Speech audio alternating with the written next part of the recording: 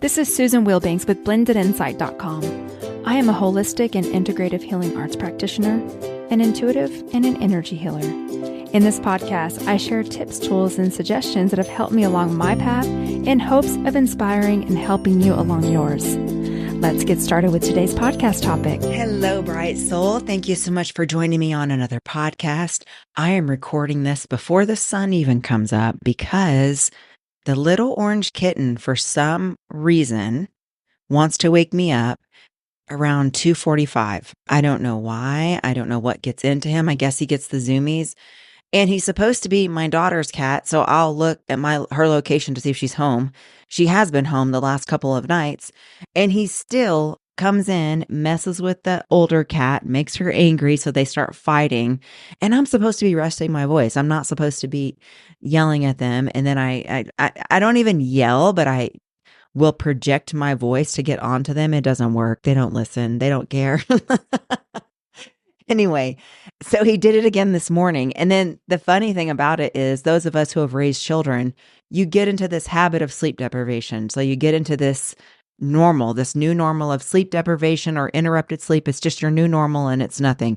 The same is true for when your children are crying or when you're in noisy environments. It becomes background noise because you're so used to it. That is my life now. I am now used to being woken up several times, and the cats fight so much. The other one growls so much that I was actually leaving an audio note for a friend of mine. He thought it was a generator in the background. No, it was the cat growling. It is just my new life.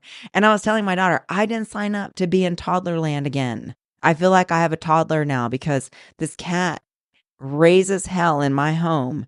And then the funny thing is, and those of you who are new parents or parents of young children, or even those of us who have raised children, and remember, you're up getting on with your day a little bit tired, and then he falls asleep as soon as you get up. So as I'm recording this podcast, he's sitting behind me asleep after he woke me up at 2:45. But anyway, just a little bit of humor to start into this topic for today. And even if you're not in the US, which I know a lot of you are not, we are still a part of this whole on earth and it affects all of us.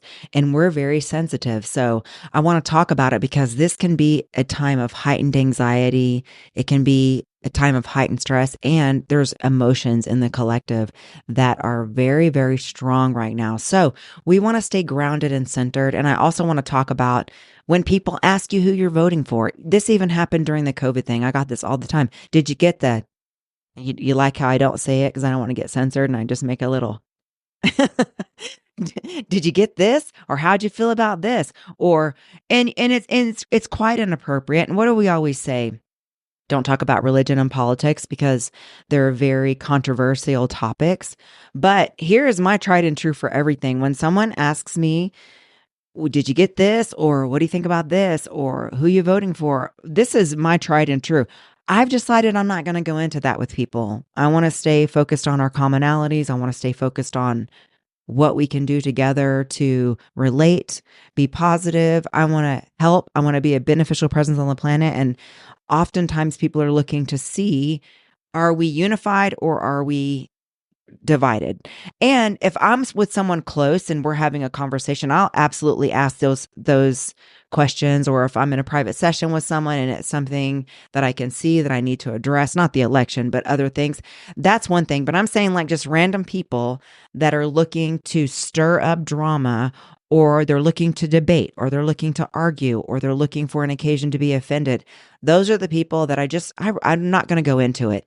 And there's all kinds of ways you can address this.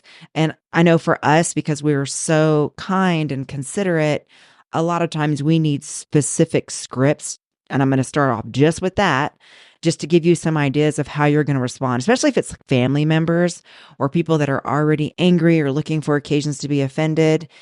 You want to make it light and keep it neutral and not offend anyone and just skirt around this topic. So you can just say, I'm keeping my vote between me and the ballot box, or, I'm still soaking up the information. I'm going to trust whatever I decide when I show up, or, I like to keep it a mystery. What matters most is that we all show up and that we all have our free will choice. I mean, I haven't had someone, so I have, just through my own experience, I went through the holistic wellness practitioner diploma program. I've done a lot of studying with nutrition. It's not just energy healing, nutrition, exercise, alternative healing. I've been really immersed in alternative healing modalities for 20 years. So with herbalism, you all know I've done acupuncture. Oh my gosh, I've done all kinds of hypnotherapy. I've actually went through hypnotherapy training. So I am incredibly well versed, and I really like Western medicine too. I think everything has its place and it works together. Everything works together perfectly. So I have had people over the years try to debate me on my choices with me and my daughter of what I choose not to do. And I just say, that's what I love about free will choice. This is my answer. I love free will choice. I love that you get to make the choice that's aligned with you, and I get to make a choice that's aligned with me. And we can still love, respect, and appreciate one another and allow everybody to have their own vote. So that is the stance that I like to take. But I also want to talk about how you can keep yourself grounded through this next week and beyond, because it's not just after this week. You and I both know that regardless of what the outcome is, people are going to get stirred up, whether they're going to be happy because it went in their favor, or they'll be happy or angry because it didn't go in their favor. And still in the astrology world, I hear people saying, well, I don't even see it happening. Doesn't matter. Whether it happens, doesn't happen, goes in your favor, doesn't go in your favor, the collective is stirred. So let's talk about how global events and the collective energy is heightened. You could be feeling overwhelmed, anxious, or drained. I want you to know this is normal. I think you already know that. And one of the things that's really important, reduce your intake of the media and debates and opinions, because it creates emotional echoes, emotional chaos. And I have so many tools on my YouTube channel to help you clean your energy, to protect your energy. I've got really good healings coming up and that I've had over the last few weeks to help you shield. Another thing, if you can't log in and listen to a energy healing, which is why I try to do meditations and give you tools that you can do anytime, you can memorize them or go back to them in your mind, is you can just close your eyes, take a few deep breaths, and imagine a radiant glowing light surrounding your body. Imagine it forming a protective bubble, because this can act as a filter, and tell it to allow only positive, nourishing energy in, and then reflect any negative or overwhelming energy away from you. And just visualize this protective shield growing stronger with each breath. So as you're breathing in and out, you're making it stronger, and you can also make it push out further and further so that nothing can get in. You can also use crystals if you cleanse the crystals and program the crystals. I don't use crystals often or recommend them to people because I see them get dirty quickly, and then they're just contaminating you or not helping you at all. So I know black tourmaline and obsidian can be really helpful if you cleanse them and program them. And by programming them, you're telling it what you want it to do. What I personally like is lavender oil. Frankincense can be good for energetic protection. I like Palo Santo for cleansing purposes, but I personally like lavender. You all know I have a clearing spray. I sell it on my website. It won't help you right now if you don't already have it in your possession because we're here. However, there are tools out there to help you.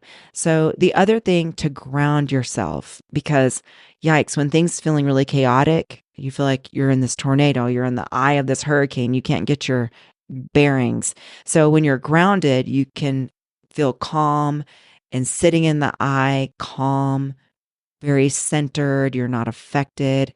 So one of the easiest ways to do this is to take a walk, spend some time in nature, touch a tree.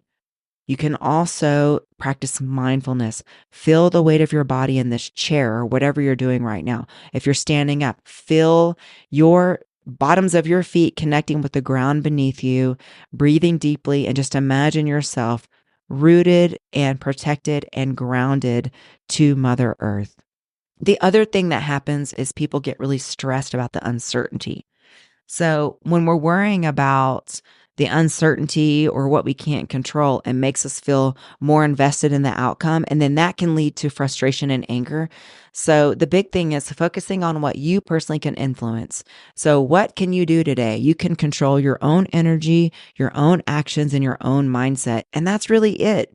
We can't control any outcome that is beyond us, like the election or something big, but we can influence what we energize and how we respond to it. So, one of the things you can do is surrender. We can do it right here and right now with this affirmation. Just say, when you notice yourself getting swept up, I release my need to control this situation, and I trust that whatever happens is for the highest good. I remain grounded and centered in my own energy. Now, doesn't that feel nice? I release my need to control this situation. I trust that whatever happens is for the highest good, and I remain grounded and centered in my own energy. Ah, isn't that nice?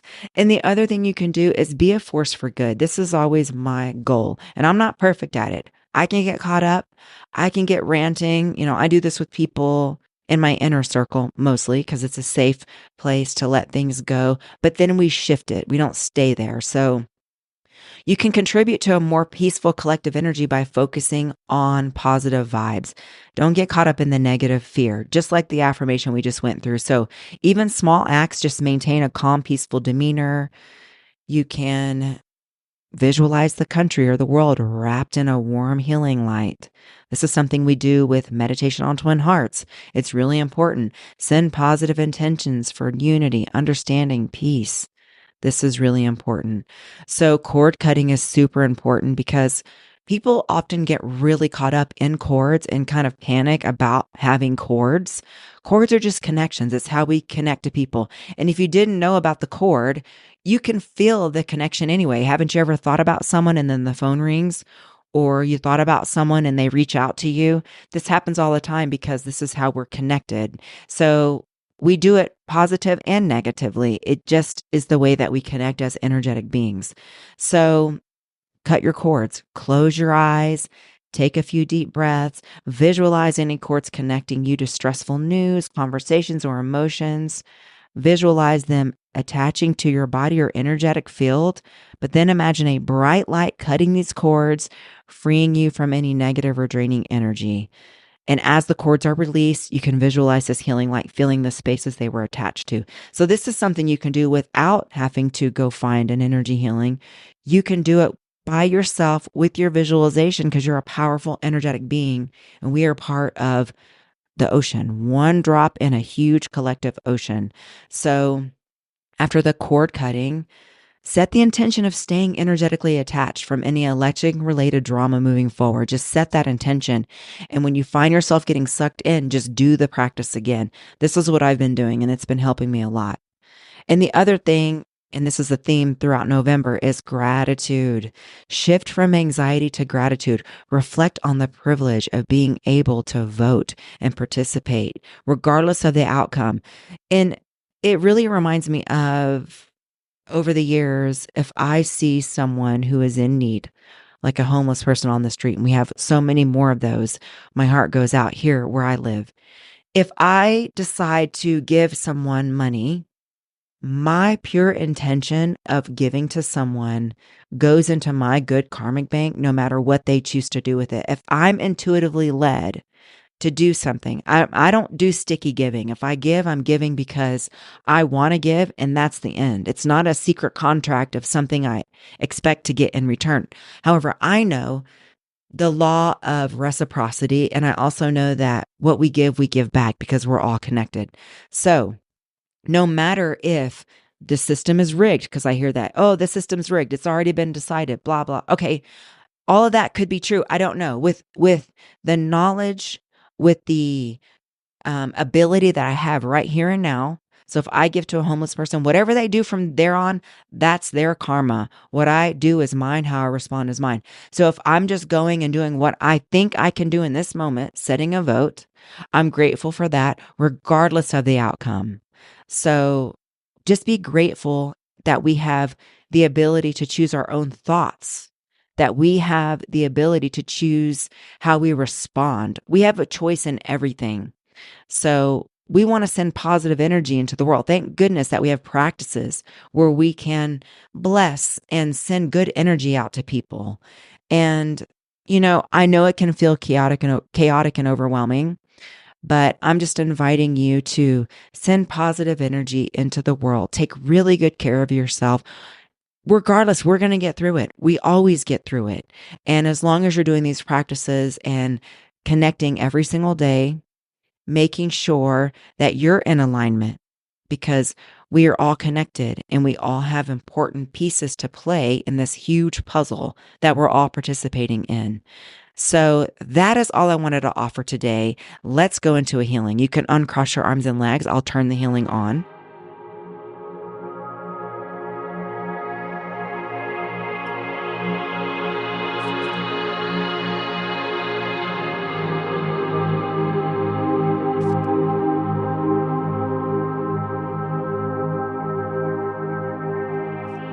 And if you could focus on your breathing, breathe very slowly, very deeply, and exhale. It'll really help to move this energy because it is quite thick today.